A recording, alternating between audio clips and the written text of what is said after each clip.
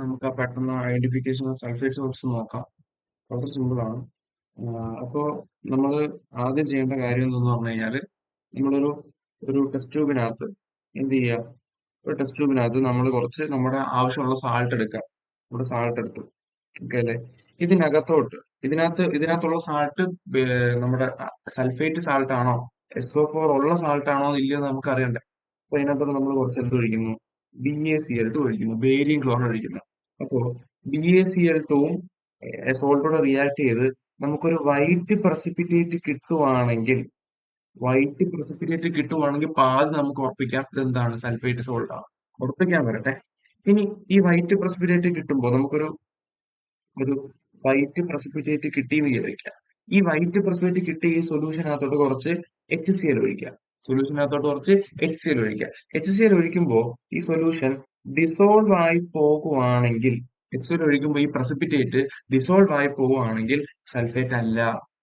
Dissolve ആയില്ലെങ്കിൽ, insoluble ആണെങ്കിൽ അല്ലെങ്കിൽ അൺസൊല്യൂബിൾ ആണെങ്കിൽ അതെന്താണ്, സൾഫേറ്റ് ആണ്. അൺസൊല്യൂബിൾ ആണെങ്കിൽ അത് സൾഫേറ്റ് ആണ്. ഇതാണ്, വളരെ സിമ്പിൾ ആണ്. നമ്മുടെ സോൾട്ടിനകത്തോട്ട് കുറച്ച് ബേരിയം ക്ലോറൈഡ് ഒഴിക്കുക. ബേരിയം ക്ലോറൈഡ് ഒഴിക്കുമ്പോൾ നമുക്ക് ഒരു വൈറ്റ് പ്രസിപ്പിറ്റേറ്റ് കിട്ടും. വൈറ്റ് പ്രസിപ്പിറ്റേറ്റിനകത്തോട്ട് കുറച്ച് HCl ഒഴിക്കുക. HCl ഒഴിക്കുമ്പോൾ അത് ഡിസോൾവ് ആയി പോവുകയാണെങ്കിൽ അത് സൾഫേറ്റ് അല്ല.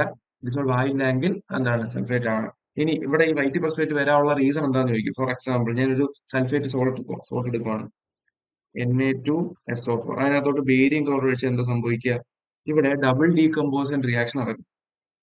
എന്താണ്, ഇവിടുത്തെ NaCl കൊണ്ടുപോകും, BaSO4 കൊണ്ടുപോകും. അപ്പൊ എന്ത് കിട്ടൂടാ, NaCl പ്ലസ് BaSO4. ഇവിടെ ഉണ്ടാകുന്ന ഈ BaSO4 ആണ് വൈറ്റ് പ്രസിപ്പിറ്റേറ്റ് ആയിട്ട് മാറുന്നത്, അല്ലേ? BaSO4 ആണ് വൈറ്റ് പ്രസിപ്പിറ്റേറ്റ് ആയിട്ട് മാറുന്നത്. നമുക്ക് ചെറിയൊരു വീഡിയോ കണ്ടു നോക്കാം. Now let us perform a barium chloride test for confirming the presence of sulfate ion.